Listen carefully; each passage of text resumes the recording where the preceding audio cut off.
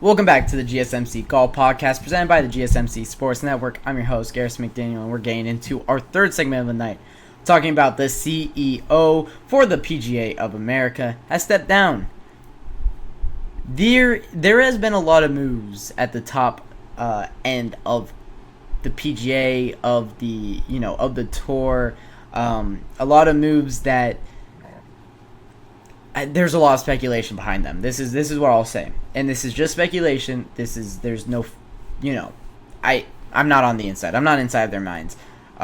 What Seth Wall? I looked it up. It didn't help me how to pronounce it. Seth Woff. I'll figure it out eventually, but I'll just go with Seth Woff right now.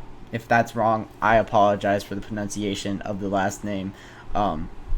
But for him, the CEO of the PGA of America, he said that he wants to step down, take time with his family. He's 65 years old. He felt like he got the PGA to a good point where he feels like he can step away. These are the words that he said.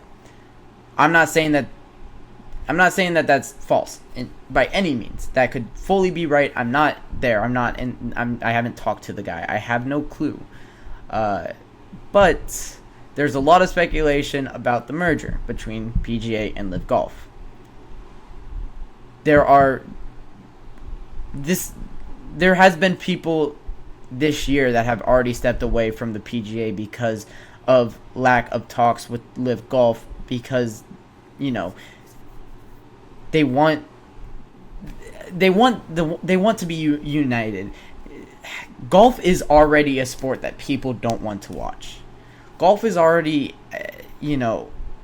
it's behind every other sport, right? Like it truly is. I love watching golf. I love it. I love playing golf. It has a soft spot in my heart. But I understand when people don't want to watch it. And having the best golfers in the world play on different tours is bad for the sport. I love watching majors because you see so many guys that are so competitive be able to play together.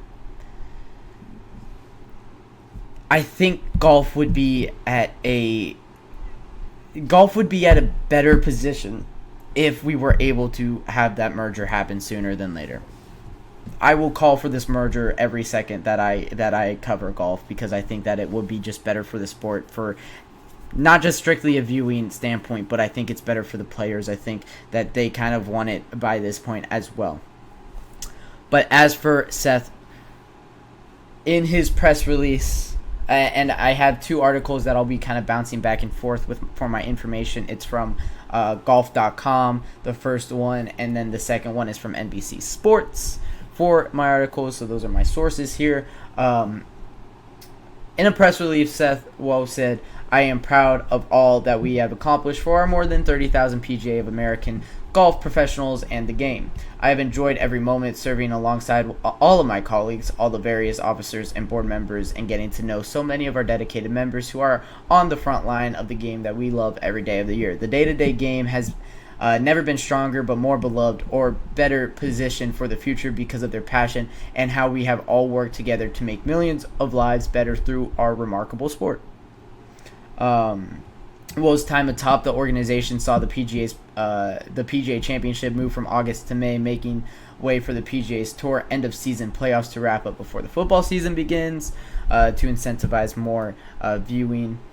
He has also played a significant role in getting pro golf schedule back up and running during the COVID pandemic.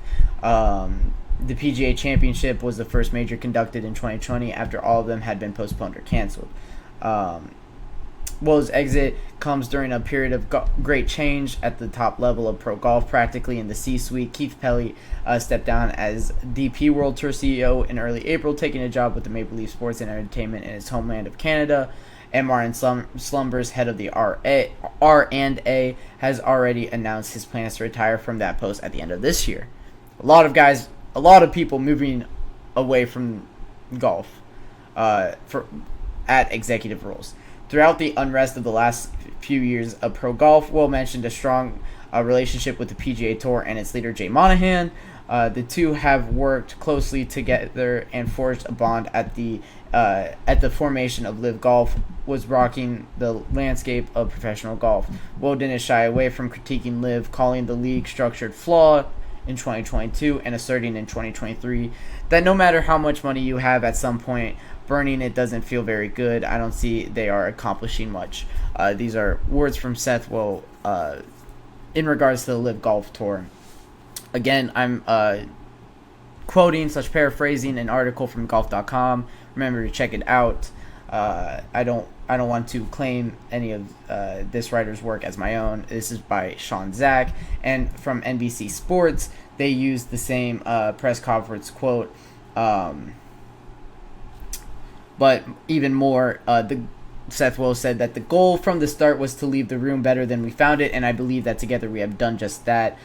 He was named CEO in August of 2018 after spending the 3 previous years as an independent director on the PGA's board of directors.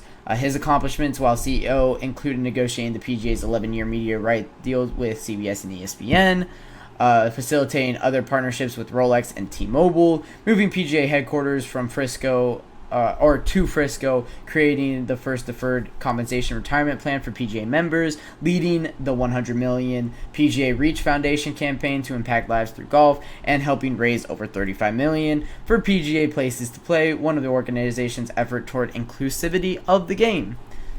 He has done a lot of great work as the CEO of the PGA of America. Also, he did a lot of great work during the pandemic. Will also helped establish a nearly $8 million emergency relief fund. But he did a lot of good things. And, I mean, just thinking about the game since 2018, there's a reason that Scottie Scheffler is able to go out and make so much money playing golf. This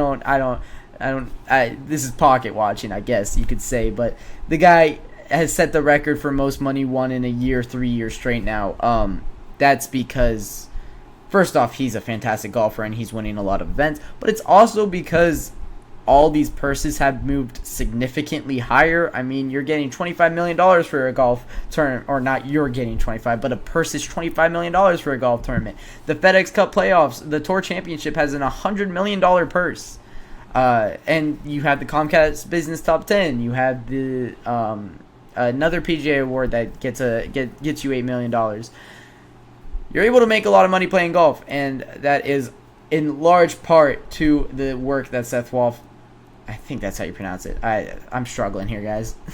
I think that's how you pronounce it. But a lot of the work that he did was through sponsorships, getting these purses higher. We talk about the retirement fund that he set up for the PGA Tour members, which is really important. Every professional sport has a retirement fund that a lot of athletes need. Like, I know the NBA is so important with the retirement fund. You have to play, I think, 8 years in the NBA and you get it. And a lot of guys use that and really enjoy having that, I would say. NFL has a retirement fund. I believe NHL does, and MLB also does. So that's an important part. These purses going way, way higher is really important. I mean, T-Mobile and Rolex are two huge sponsors for golf. Negotiating those deals is a huge feather in his cap. Getting 11 years with CBS and ESPN is huge. I love watching golf. Getting to watch it on ESPN Plus is something that I truly do enjoy, and having that privilege is something very special to me. Getting to see golf every weekend is something that I didn't have too much growing up. Like, you get the majors, right? But watching a Thursday for the Rocket Mortgage Classic wasn't really a thing growing up, but now I get to see that, and I love it. Getting to watch any round of golf is so much fun for me, so I do enjoy that as well. He also, the PGA of America has 31,000 members, so he said on Golf Central, I always had this goal to leave the room a little bit better than we found it, and together with our folks, the board, all 31,000 members, I feel like we've done that. That the game's in better shape. And it does make sense. I think the game is in better shape than when he came in 2018. it was in a good shape in 2018. I think that he just built upon what he needed to build upon, and I think that that's important in this game, that we just keep moving forward and we keep building it. We get more and more people to play golf, enjoy golf, watch golf. It's a fun sport. I really think that it is one of the more pure and fun sports. These athletes are battling with nothing but themselves, and golf's hard. Golf is hard. I'm like a 30 handicap. I and the first one that gets to say that this sport is extremely difficult. So I enjoy the things that Seth Waugh has done for the PGA, getting the purses higher. All these athletes, I bet, enjoy that as well. So he steps down from being the CEO of PGA of America. I believe he's going to an advisory role, so will remain still close with golf, but he is stepping down from the CEO role. Now we have a vacancy. We'll see who fills that vacancy in the coming months, but it will be important to get somebody in that is experienced and knows what they're doing, because this is a huge role in golf, and they can definitely help keep moving this thing forward. And who knows, maybe the next CEO can move towards a merger. I'll talk about that until it actually happens. I pressed the wrong segment, but that'll wrap it up for our third segment of the night. When I come back from my third break of the night, we'll be talking about Miles Russell, him making his PGA Tour debut at just 15 years old.